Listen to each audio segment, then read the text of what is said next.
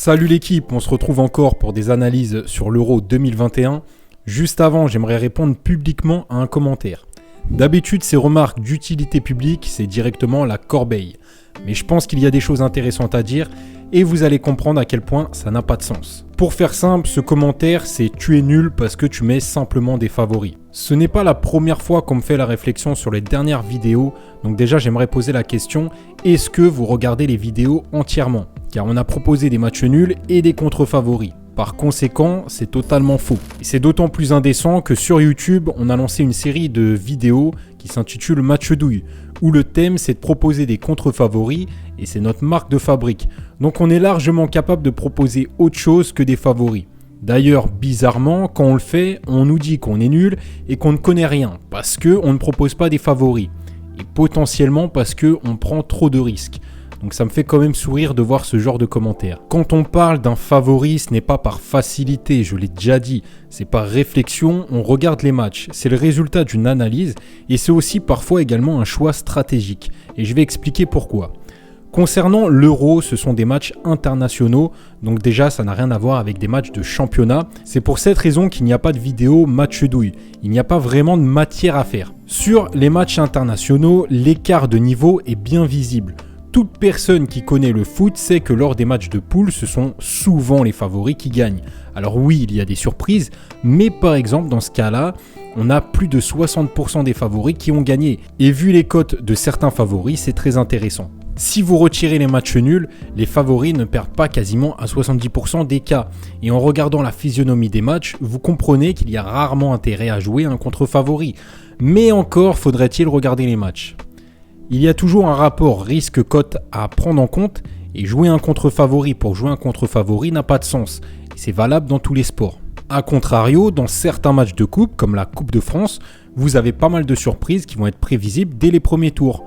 J'insiste bien sur le prévisible parce que vous avez toujours la chance qui rentre en jeu.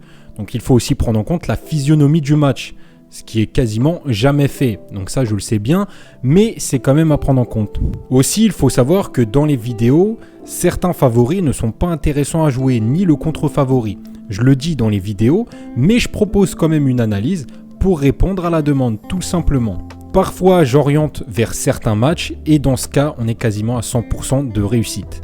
Mais j'en parle même pas, je ne reviens même pas sur les matchs précédents que ça passe ou pas. Je pars du principe que j'ai rien à justifier et même si je fais un débriefing, on dirait que je cherche des excuses. Donc j'ai pas de temps à perdre avec ça. Bien évidemment, on n'aurait clairement pas joué l'intégralité de ce que vous voyez dans les vidéos, ce sont simplement des analyses, il faut trier. C'est logique, mais il y a encore des gens qui voient 3 matchs, donc qui vont jouer les 3. Et qu'est-ce que vous voulez que je fasse à ça ? Et en plus, dans 80% des cas, ça va être combiné. Donc j'ai absolument jamais recommandé de faire ça. Donc comprenez que parfois ce sont des choix stratégiques et justement ça montre qu'on connaît. Ça veut dire qu'on connaît bien la différence entre des matchs de poule, des matchs qui vont être plus sujets à proposer des surprises, certaines compétitions vont être plus sujettes à certaines surprises, etc. Ce serait une erreur de notre part de parler de contre-favoris à outrance sur ce type de compétition, surtout au début. Les buteurs, c'est pareil. Je parle des joueurs en forme. Certains ne sont pas des buteurs stars, donc il faut suivre un minimum pour connaître. Et je ne vais pas proposer le gardien qui marque, c'est tout à fait logique. C'est souvent les mêmes joueurs qui marquent, donc je vois pas en quoi c'est une erreur de parler des joueurs en forme du moment. Justement, ça montre qu'on suit les matchs. Je vais pas inventer des buteurs, c'est les mêmes noms qui reviennent à chaque fois. Alors c'est ridicule de dire qu'on propose des joueurs qui marquent souvent, parce que justement c'est l'objectif en fait, qui marque souvent si vous jouez sur un buteur. Il faut aussi comprendre que pour certains, des informations vont paraître totalement bateau, voire inutiles, mais pour d'autres ça va être des informations intéressantes. Tout le monde n'a pas les mêmes connaissances. Sur cette chaîne, on fait des analyses, on est là pour partager notre passion. L'objectif c'est de simplement partager des analyses, donner des informations. Si vous jouez l'intégralité de ce qu'on propose dans les vidéos, je pense pas que ce serait intéressant ni rentable. Et moi-même, je ne joue pas tout. Il y a un tri à faire. Si vous attendez un pari précis à jouer, ce n'est pas l'objectif des vidéos. Et je l'ai toujours dit, vous prenez ce qui intéresse.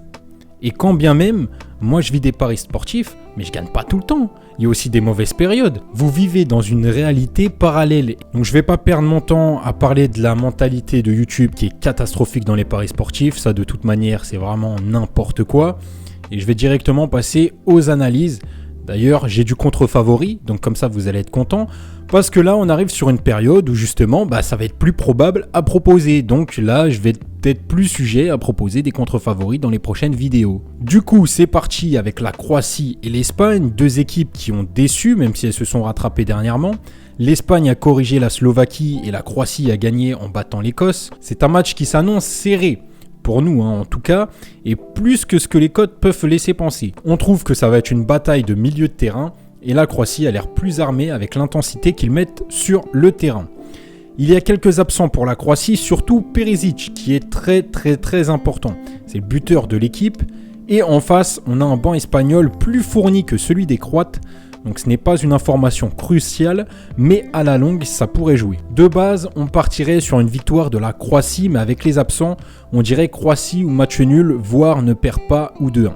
Mais la cote n'est pas très intéressante sur ce dernier pari. Dans la globalité, la Croatie a l'air d'avoir montré un jeu un peu plus intéressant que l'Espagne, donc surprise possible sur ce match. Niveau buteur, Sarabia est en forme pour l'Espagne, Morata déçoit toujours pour le moment, et pour la Croatie, Modric devra se mettre plus en avant comme Perisic est absent, donc pourquoi pas buteur sur ce match. Concernant ce match, j'aurais pas joué dessus à cause de l'absence de Perisic et je trouve que le deuxième match est plus intéressant. C'est la France contre la Suisse, alors j'aime pas parler de la France par souci d'objectivité, mais je vais analyser ça quand même et j'aurais plus joué sur ce match. La France va devoir montrer ce qu'ils valent après une surprise contre la Hongrie, ils viennent d'enchaîner un deuxième match nul contre le Portugal, qui était quand même bien plus prévisible celui-ci. Donc déjà, normalement, statistiquement, on a moins de chances d'avoir un match nul sur ce match. Ça ferait 3 matchs nuls de suite. Donc ça reste possible, mais c'est moins probable. La Suisse a une défense fragile. Ça reste une bonne équipe qui pourrait très bien accrocher les Bleus. Mais la France a quand même les armes offensives pour faire mal à cette équipe. Mon avis personnel, et ça reste que personnel, je suis très déçu de ce qu'ils ont montré jusqu'à maintenant. Mais la compétition vient simplement de commencer et ils n'ont pas perdu face à la Suisse depuis 1992. Donc quand même, ça ferait tâche de perdre ce match. Je pense que bientôt, on devrait voir Mbappé débloquer son compteur. Sur ce match, il pourrait être intéressant. Et on a Benzema qui a marqué, donc normalement, il va avoir moins de pression et ça peut le débloquer également. Cependant, je reste déçu des prestations offensives de l'équipe de France, comme je viens de vous le dire. Donc, j'irai pas jouer sur les buteurs. Le nul est possible sur ce match, mais je partirai sur une victoire de l'équipe de France. De toute manière, s'ils ne gagnent pas ici, je vois pas comment ils peuvent faire quelque chose sur cet Euro. C'est le moment de prouver et on se retrouve pour les prochains matchs.